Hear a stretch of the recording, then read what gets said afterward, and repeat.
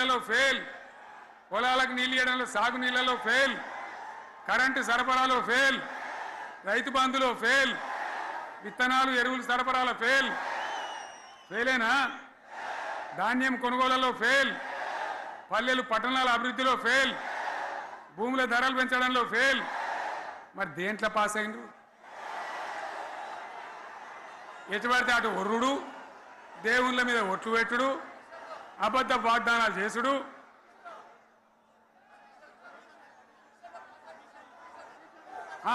Commission అట 20-30% కమిషన్లు తీసుకున్నాడు, సంచులు నింపుడు, సంచులు మోసుడు. అంతేనా? కరెక్టేనా ఈ మాట అన్నా? కరెక్టేనా? నేను చెప్పి అన్ని ఫెయిల్ అయిందా ఈ ప్రభుత్వం? నిజమైతే ఒకసారి చేతులు లేవటరు దయచేసి, స్టేజ్ మీద లేవటరా? ఫెయిలేనా? ఈ మాట 20%-30% కమిషన్లని నేను అంటలేను. ఎవరన్నారు?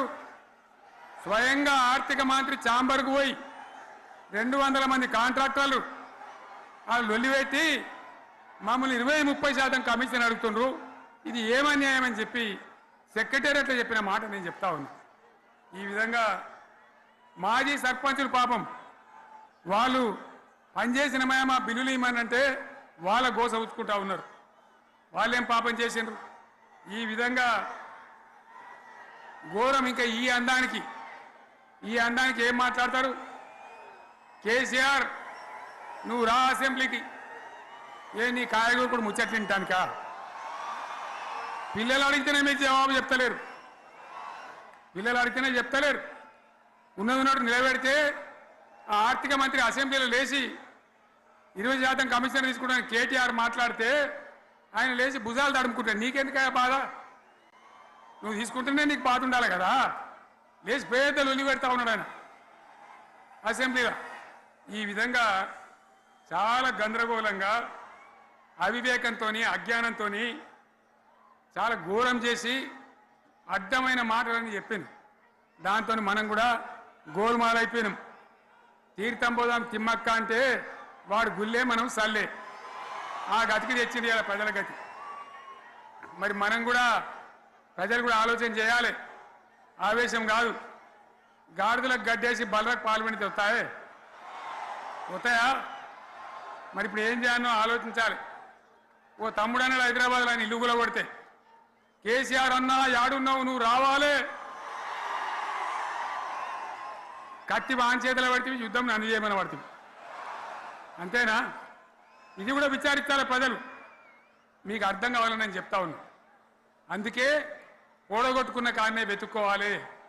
మీ వెంట బీఆర్ఎస్ ఉంటుంది, మీ వెంట కేసీఆర్ ఉంటాడు. 100% మళ్ళా తెలంగాణ విజయం సాధించాలి, గులాబీ జెండా ఎగిరేయాలి, అద్భుతమైన తెలంగాణను మళ్ళీ సాధించాలి.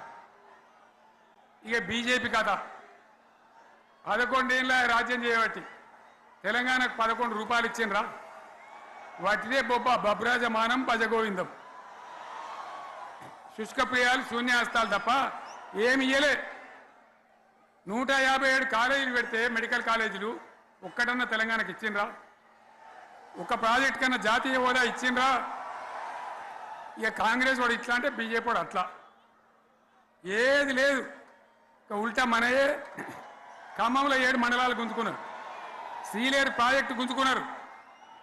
నరేంద్ర మోడీ మాట్లాడతాడు, ఏం మాట్లాడతాడు? తెలంగాణ వచ్చిందిరా అని తెలంగాణలో సంతోషపడితే తల్లిని చంపి బిడ్డను బతికిచ్చిండ్రు అంటాడు. ఎన్నోసార్లు అంటాడు, ఒక్కసారి కాదు. ఈ విధంగా అది కూడా మనం వెనకొచ్చేది కాదు. ఈ సందర్భంలో ఒక మాట బీజేపీ అంటే నాకు జ్ఞాపకం వచ్చింది.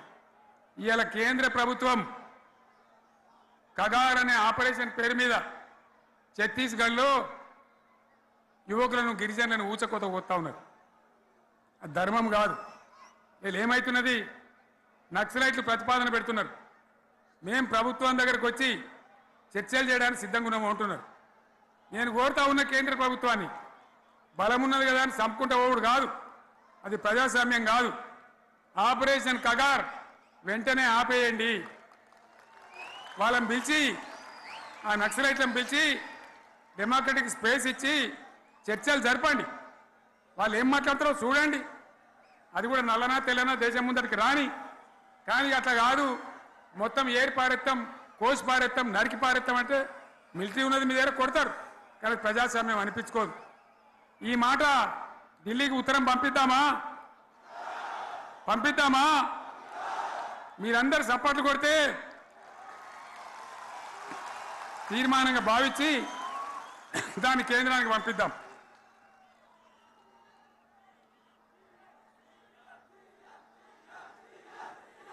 ఇక్కడ 30 ఈ సందర్భంలో ఈ రజతోత్సవ వేళ నేను మీ అందరికీ, ఇక్కడ ఉన్న వాళ్ళకు, సభలో లేని వాళ్లకు, టీవీలో నా మాటలు వినే వాళ్లకు, యావత్తు తెలంగాణ సమాజానికి బీఆర్ఎస్ గులాబీ జెండా రజతోత్సవ శుభాకాంక్షలు మరొకసారి తెలియజేస్తూ, మీరందరూ కూడా ధైర్యంగా ఉండండి. మళ్ళీ బీఆర్ఎస్ తెచ్చుకుందాం, బ్రహ్మాండమైన పరిపాలన అందించుకుందాం.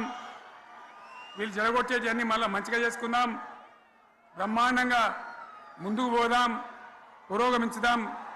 ఒక అద్భుతమైన తెలంగాణ, ప్రతి వ్యక్తి ముఖంలో చిరునవ్వులు చిందించే తెలంగాణ తయారు చేసుకుందామని చెప్పి మీ అందరికీ మనవి చేస్తూ, ఇంత పెద్ద ఎత్తున ఈ సభకు గవర్నమెంట్ వచ్చిన ఏడాది నరలోనే మీరు కదిలి వచ్చిందంటే మీరు కూడా ఒక నిర్ణయానికి వచ్చినట్టు కనబడుతూనే ఉంది.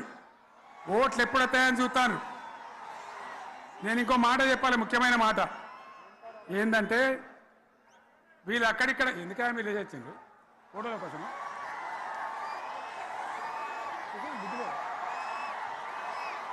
ఒక మాట చెప్పాలి, ఏంటి? ప్రభాకర్ రెడ్డి అని మా ఎమ్మెల్యే ఉన్నాడు, దుబ్బాక ఎమ్మెల్యే. ఆయనతో ఎవరో హైదరాబాద్లో మాట్లాడితే, అన్న ఇంకా 3 ఏళ్ళు భరించాలన్న ఈ గవర్నమెంటు అని మాట్లాడింది. ఆయన మాట చెప్పిండు విలేకరులు. అలా చూసారా మా గవర్నమెంట్ పడగొడతారట. మేమెందుకు పడగొడతాం రా భయ్? మాకేమైనా కాల్చేరు గురుగులో పెట్టినాయా? మేమా కిరికిరి పని చెయ్యం బిడ్డ. మీరే ఉండాలి. ఓట్లు తీసుకున్నారు, చక్కగా పని చేయకపోతే మీ ఈపులు ప్రజలే సాఫ్ చేస్తారు, అంతే కదా. మేము పడగొట్టాం, మీ గవర్నమెంట్ పడగొట్టాం. ఎందుకంటే మీ సంగతి ఏందో మా సంగతి ఏందో ప్రజలకు పూర్తిగా అర్థం కావాలి. గులాబీ సైనికులకు నాది ఒక్కటే మాట, మనం ఏనాడు మనం పుట్టిందే పదవులు త్యాగం చేసి, పుట్టిందే రాష్ట్ర సాధన కోసం, స్వార్థం కోసం మనం పనిచేయలే. మీ అందరి నాయకులను, కార్యకర్తలను నేను కోరేది ఒకటే, తెలంగాణ సమాజం అద్భుతంగా పురోగమించేదాకా మనం పనిచేస్తూనే ఉండాలి. గవర్నమెంట్లో ఉన్నా, ప్రతిపక్షంలో ఉన్నా ప్రజల పక్షాన ఉండాలి, ప్రజలకు అండగా ఉండాలి, ప్రజల సమస్యల మీద పోరాటం చేయాలి, వాళ్ళకు అండదండలుగా ఉంటూ పురోగమించాలి. అదే మన కర్తవ్యం. అందులోనే మనకు అన్ని పదవులు వస్తాయి. అది పెద్ద ఇష్యూ కాదు. ఎన్ని వేల మంది మనోళ్ళు ఎంత బ్రహ్మాండంగా ముందుకొచ్చారు. కాబట్టి మీరందరూ కూడా ఆ విధంగా రావాలి. లాస్ట్ మాట, ఈ సభ నిర్వహించినటువంటి మిత్రులు పోచంపల్లి శ్రీనివాసరెడ్డి గారికి, వినయ్ భాస్కర్ గారికి, పెద్ది సుదర్శన్ రెడ్డి గారికి, రవీంద్రరావు ఎమ్మెల్సీ గారికి, వారికి నేను ధన్యవాదాలు చెప్తా ఉన్నా. ఇక్కడ భూములు ఇచ్చి బ్రహ్మాండంగా ఆదరించిన ఈ ఎల్కతుర్తి చుట్టుపక్కల గ్రామాల ప్రజలకు కూడా, రైతులకు కూడా నేను ధన్యవాదాలు తెలియజేస్తా ఉన్నా. ఈ రజతోత్సవ శుభాకాంక్షలు మీ అందరికీ మరొకసారి తెలియజేస్తూ నేను మీరు సెలవు తీసుకుంటా ఉన్నా. జై తెలంగాణ, జై తెలంగాణ.